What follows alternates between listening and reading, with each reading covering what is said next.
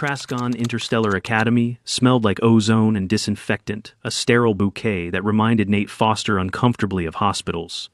He stepped off the shuttle ramp into the terminal atrium, tugging his duffel tighter over one shoulder. His gravity boots whirred as they adjusted to the station's micro-adjusted artificial pull. Around him, beings of every conceivable form flowed through registration lanes, gelatinous, bioluminescent, crystalline, gaseous.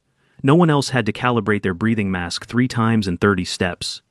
He was already sweating through the back of his Academy-issue jacket.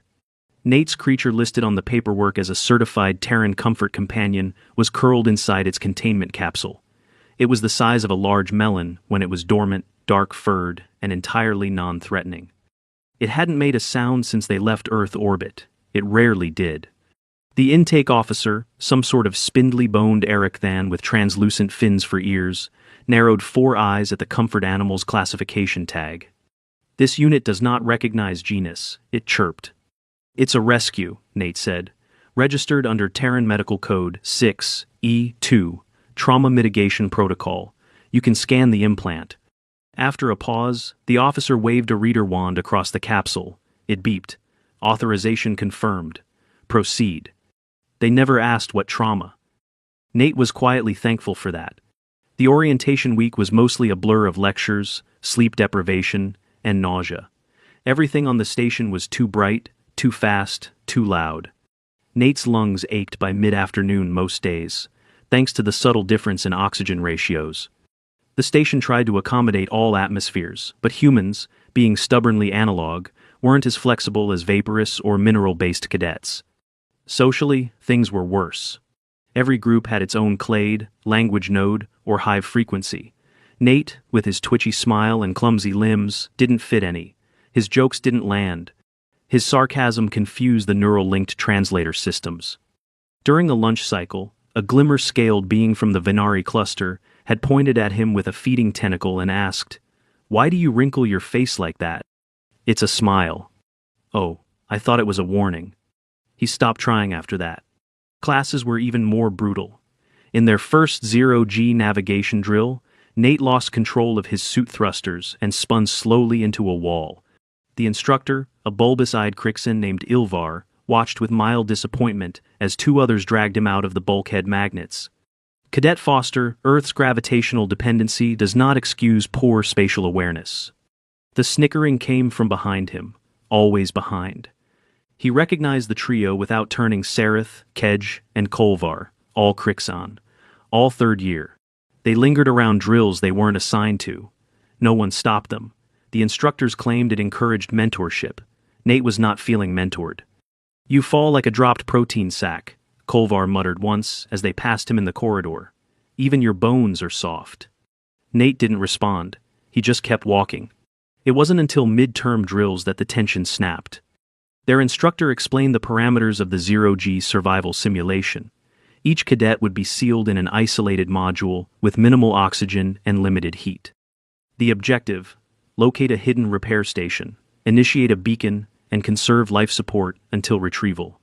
"Cadets will be monitored for signs of panic," Ilvar said. "Success is measured not only by solution time, but by physiological stability." Nate knew he could handle the cold. He'd grown up in Vermont. But space wasn't snow. Space was silence and blackness and slow suffocation. His suit felt tighter than normal. When he pressed the seal check button, it beeped green, but the right forearm segment felt warmer than the left. He mentioned it to a tech assistant. "Probably calibration lag," the assistant said, not looking up from his monitor. "We're short-staffed." "We're short-staffed." Nate entered the simulation chamber. At first, it was fine. Dim lights, soft mechanical hum, oxygen cycling slow and steady. He adjusted his tether and initiated beacon search mode. The first hiccup was a flicker in the HUD. His temperature readouts dropped faster than expected. Then came the shortness of breath. Nate paused, tried to override the feed controls. The panel didn't respond. The chill wasn't just in his limbs now, it was in his lungs, the edges of his breath drawing cold, razor thin. He tapped his helmet twice, emergency code. No change. His fingers were starting to tremble. His vision blurred at the edges. Something was wrong. Really wrong. He hit the override again. Nothing. His legs gave way, and he floated sideways, eyes wide, heart hammering. He opened his mouth to scream, but no sound came out. The world tilted. Then it all went dark. Meanwhile, in room 217B, beneath a metal desk bolted to the composite flooring, a creature uncurled. Its outer limbs twitched first, like antennae stretching after a deep slumber. 8 appendages unfolded, jointed and sinuous, like a spider built by faulty nanobots. It made no noise, no grand announcement. But the lights above flickered once, then twice. In the observation room of the simulation lab, Sareth leaned against the wall, arms crossed, watching the cadets flail in their modules. "He'll freeze in minutes," Kedge whispered. "Think the suit will crack before they notice?" Kolvar laughed. Then something moved behind them. At first it was just a shift in air pressure. A hiss, a presence, something wrong with the room that their brains registered before their eyes did. Kolvar turned. It stood in the corner, eyes that reflected no light, limbs that bent wrong, flesh that shimmered as if unsure what form to take. It didn't roar, it didn't move. It blinked. Kolvar screamed. Sareth stumbled back, knocking over a console chair. Kedge ran into the wall at full sprint, bounced off, and kept running. The alarms hadn't gone off yet, but they would. He didn't care. He slammed his palm onto every emergency pad he could reach. The creature remained still. It blinked again. Then it vanished. Nate woke in the infirmary, with cotton in his throat and fire in his chest. "Don't move," someone said. A nurse. Green-skinned, 6 arms, gentle eyes. "You were hypoxic. Mild frostbite on the extremities. Oxygen levels are stable now, but you'll be here for a few days." Nate tried to speak. His tongue didn't listen. "You're lucky," she added. "Someone finally triggered an alarm. Got to you just in time." Nate blinked groggily. "What happened?" She didn't answer immediately.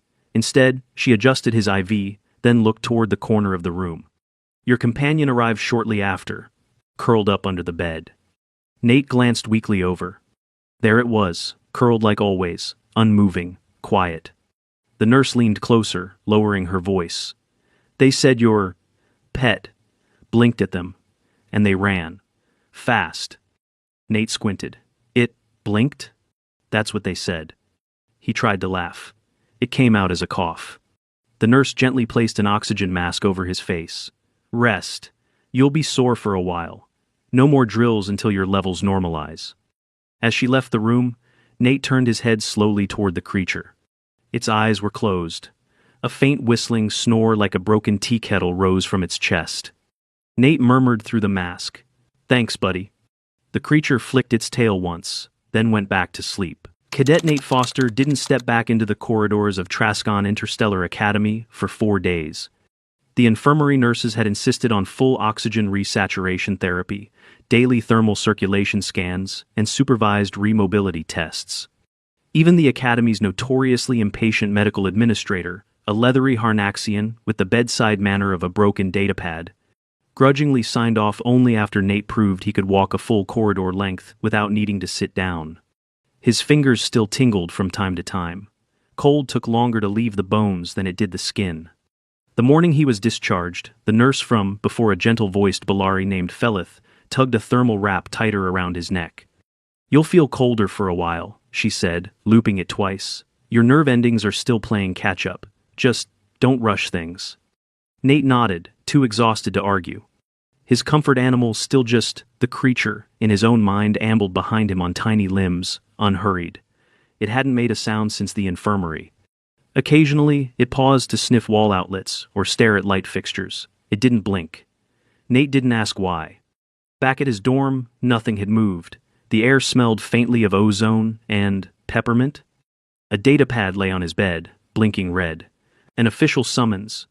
Post-incident review, second cycle, attendance mandatory. Nate sighed. It was barely first cycle. Enough time to shower, maybe try a protein bar, and wonder just how much of the mess was going to get pinned on him. By the time he reached the review chamber, a dozen pairs of eyes followed him through the door. Half were staff. The others wore admin badges and diplomatic insignias, EarthGov, Trascan Council, one even from the Crixon Embassy. A translator drone hovered behind the table, humming softly. Instructor Ilvar gestured to the empty seat. Cadet Foster. Nate sat slowly. We are here, Ilvar began, to discuss the events during Simulation Theta 29C, in which you suffered environmental suit failure, leading to hypoxic collapse. One of the EarthGov reps leaned forward. We'd like to be clear, Cadet. You're not on trial. Could have fooled me, Nate mumbled. The translator beeped. Ilvar ignored both. Records show your suit passed initial seal check. Tech logs, however, confirm tampering minor incisions at junction points consistent with thermal filament tools. That explained the warmth in his arm module. A sabotage attempt? Nate asked, his voice still rough. Yes, said a new voice. It came from a Crixon shorter than the others Nate had seen, dressed in sharp black robes, insignia dull silver. But those responsible are no longer your concern. Nate frowned. What does that mean? It means they've been removed from active academy status, said the EarthGov rep. Officially reassigned. Unofficially relocated. Wait, that's it? Ilvar tilted his head. This academy operates under treaties and interstellar accords. Open accusations of attempted murder risk diplomatic backlash. Nate stared at the table. His hands were trembling. He pressed them into his lap. So, they walk, he said flatly. No, the Crixon said. They run, from whatever your creature is. The silence that followed was loud. Nate looked up. It didn't hurt anyone. It didn't have to, said another voice, this time from Felith, standing at the chamber wall. She'd come to observe. Her expression was unreadable. The EarthGov rep cleared her throat. Let's talk about that. Your companion. Nate looked over his shoulder. It had followed him into the chamber, of course. Curled again beneath the observation bench, limbs tucked in, one lidless eye tracking the lights above. You registered it as a comfort animal. Nothing in your file indicates prior aggression, enhanced traits, or telepathic resonance. Nate blinked. Because I don't know what it is. You don't? No, I found it in a scrapyard in Anchorage 3 years ago. It followed me home. Ate 3 floorboards and curled up under my bed. Never left.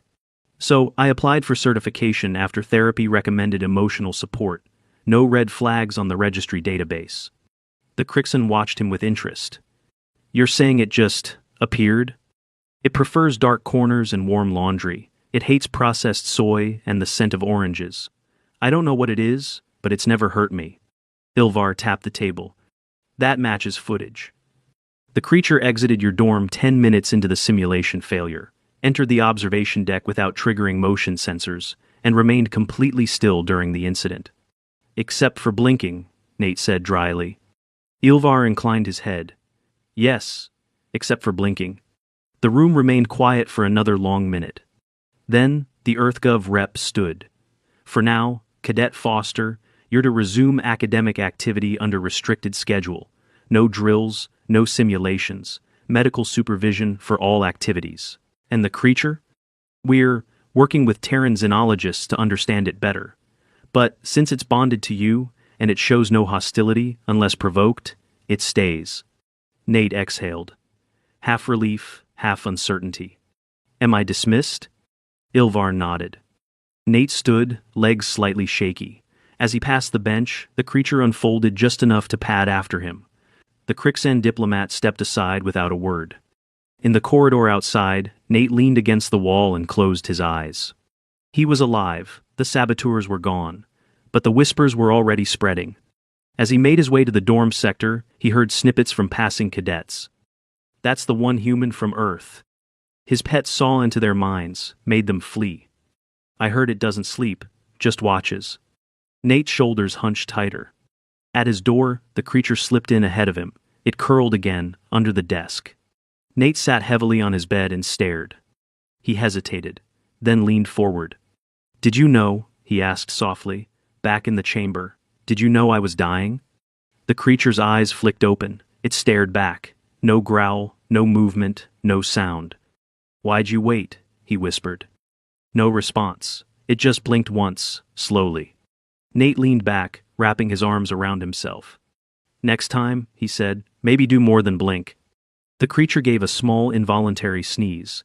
It sounded like a cough crossed with static. Then it snored. Nate let himself laugh.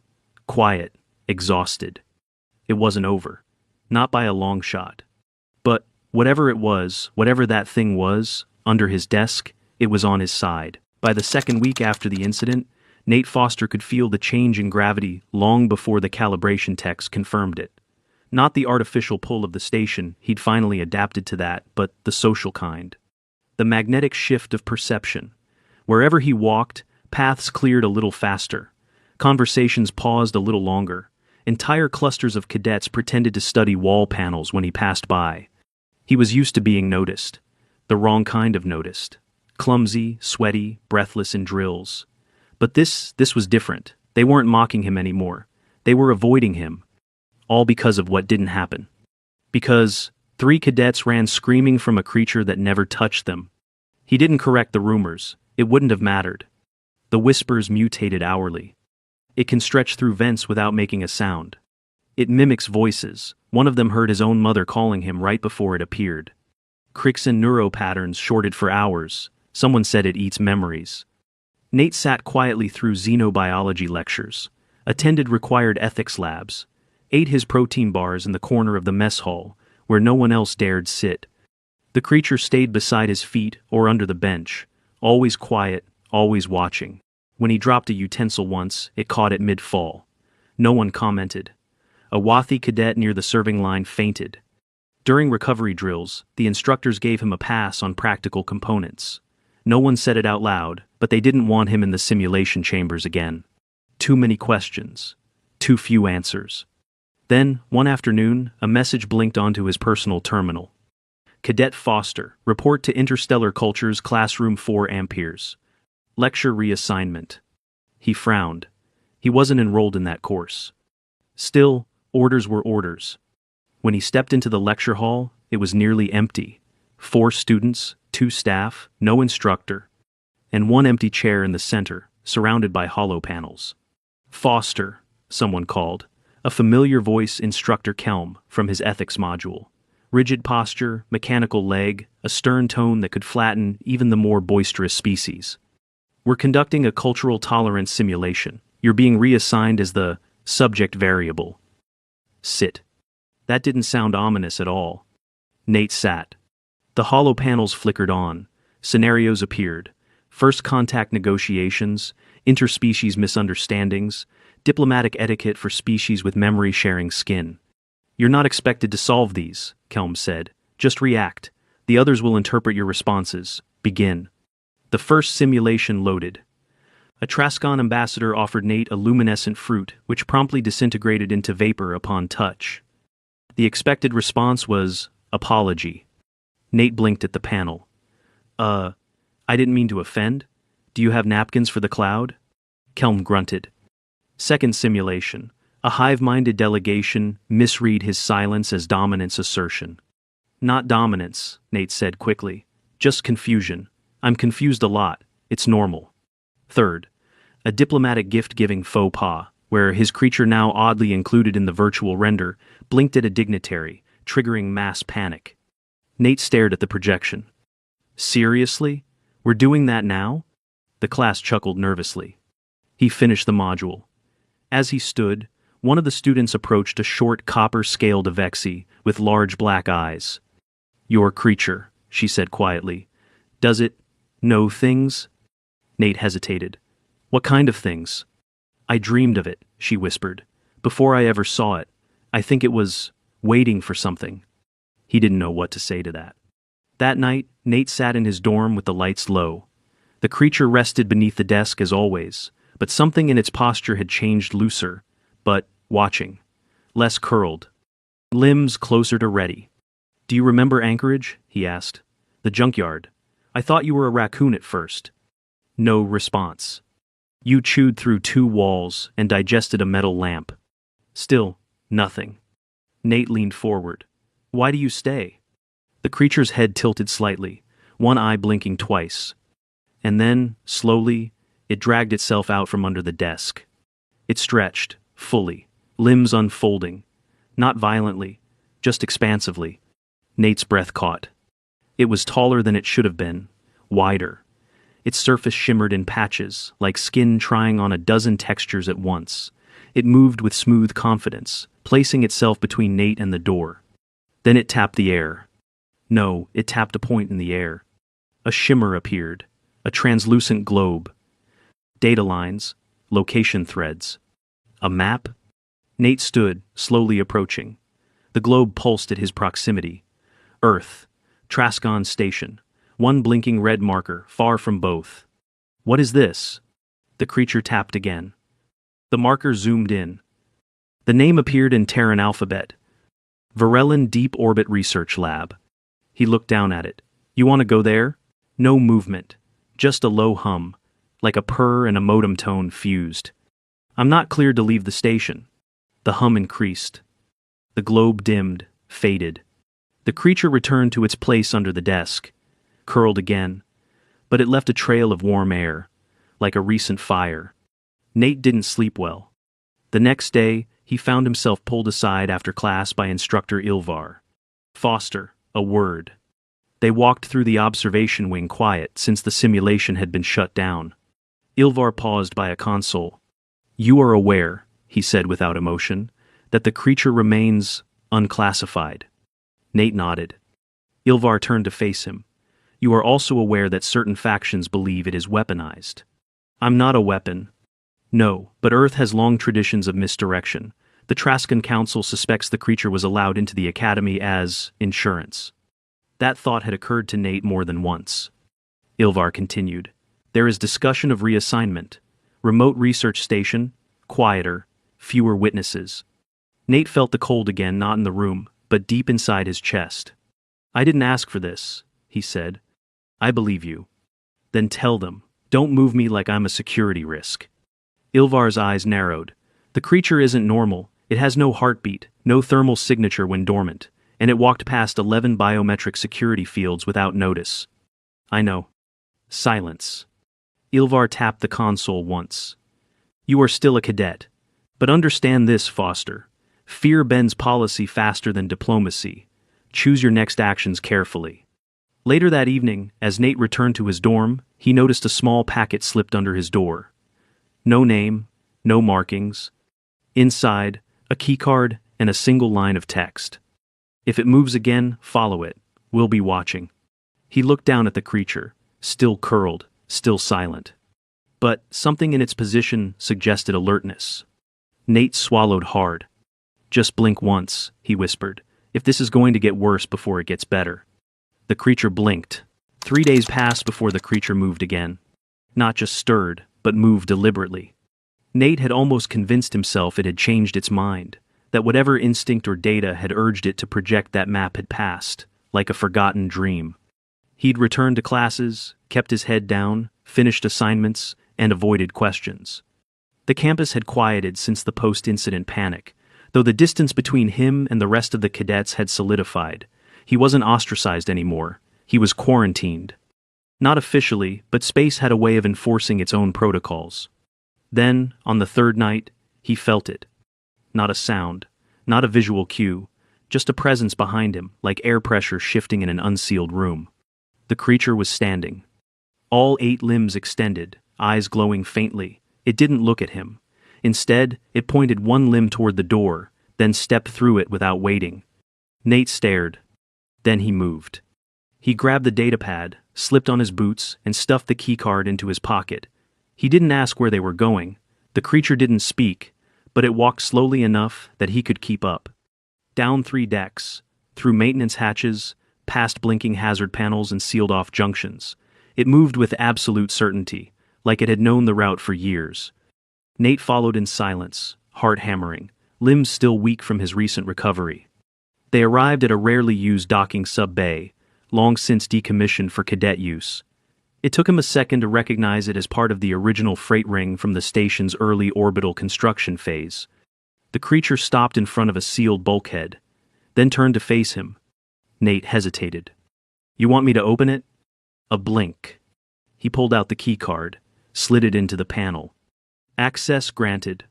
The door hissed open. Beyond it was a small craft, ancient, Terran-built. Short range, atmospheric, capable. No crew assigned. It shouldn't have been here. But then again, neither should the creature. Nate stepped inside. It smelled like dust, old circuitry, and pine needles. Is this yours? he asked. The creature slithered in behind him, curled in the rear compartment, still but watchful. Nate ran diagnostics, systems came online, destination programming loaded. There it was again, Virulon Deep Orbit Research Lab. The coordinates were preloaded, locked in. He turned slowly to the creature. "You're not just some Earth cryptid, are you?" No response. Nate sat back, sighed, and tapped the ignition.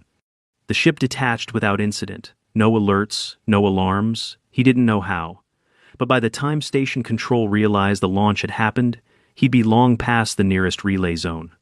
The journey to Virulon Deep Orbit took 7 hours. The ship had limited FTL capacity, relying mostly on gravitational assist slingshots and short warps. Nate dozed for part of it, then sat awake, staring at the creature across from him. It didn't sleep. It didn't even blink. Just waited. The lab came into view like a dead satellite rotating slowly in blackness, lights off, station dark. No signals, no signs of life. Nate docked manually, hands steady only because they had to be. He cycled the airlock and stepped into silence. The interior was untouched. A single Terran science lab, left adrift years ago when funding shifted. Earth had so many of these half-forgotten projects scattered across orbit, testing gravity, biology, AI, atmosphere shielding. Most were shut down quietly. This one hadn't been touched at all. The creature moved ahead, limbs clicking softly on the floor. Nate followed. They reached the central observation chamber, still powered, dust on every surface, panels blinking softly, waiting for input. The creature stopped in front of a large tank, empty, no cracks, no damage, just unused. A plaque beside it read, "Project, Eidolon, Terraform Adaptation Prototype B." Nate's mouth went dry. He reached out, scrolling through the dusty data logs. Most were corrupted, but some remained. Log 1. Subject does not communicate but mimics limited organic behavior, sleeps near heat sources, observes crew without direct interaction. Log 3. Behavioral bonding noted. Subject follows specific crew member, remains near their living quarters. Protective behavior unconfirmed. Final log. All funding pulled. Subject relocated for off-site containment. Final records scrubbed per protocol. He turned slowly. The creature was still facing the tank, its limbs slightly tense. "You were part of this." A blink. "They made you here. Or grew you." The creature tapped the tank once with an appendage, not forcefully, like a farewell. Then it turned, walked back toward the hatch. Nate stood in place, heart racing. "You wanted me to see this? Why?" The creature paused. Then, in a moment that chilled Nate deeper than any simulation chamber ever had, it made a sound. Not a growl, not a word. A memory. It played back his own voice, clipped, distant. "Next time maybe do more than blink." Then it added a second phrase, not his. A new voice. "We stay with what we understand." Nate's breath caught, his throat closed up. "That was the scientist," he whispered, "the one you bonded with before me." The creature didn't confirm, it didn't need to. They left the lab in silence. When the craft returned to the Academy's outer perimeter, alarms finally did sound. Shuttles launched, patrol beacons pinged the hull. Nate kept his hands where cameras could see them. The creature didn't hide. It stood beside him as the security team entered the cabin, rifles raised. But no one fired. Not after the briefing they'd all read. Not after the last time someone underestimated it. Nate was detained for 12 hours, questioned, isolated, re-medically screened. When they finally let him out, EarthGov had already sent a diplomat. She met him in a small conference chamber, her suit crisp, eyes unreadable. "You violated protocol. I followed a living mystery into a bigger one. That's kind of what Earth does." She didn't smile. "We know what Project Eidolon was, but we didn't know one survived." "It didn't just survive," Nate said. "It chose to protect. That has to mean something." "It does." She stood. "Which is why it stays with you. Officially listed under Terran Companion Program Special Classification." Nate blinked. "You're not taking it?" "You bonded with it. That can't be replicated. And frankly, no one wants to risk it blinking at the wrong diplomat." She walked to the door. "One last thing," she added. "You're not being expelled. The Academy wants you to finish training, quietly." "And the creature?" They'll stop asking questions, for now. Nate leaned back in the chair, exhaling hard. Later that night, back in his dorm, the creature curled beneath his desk again. This time, he didn't ignore it.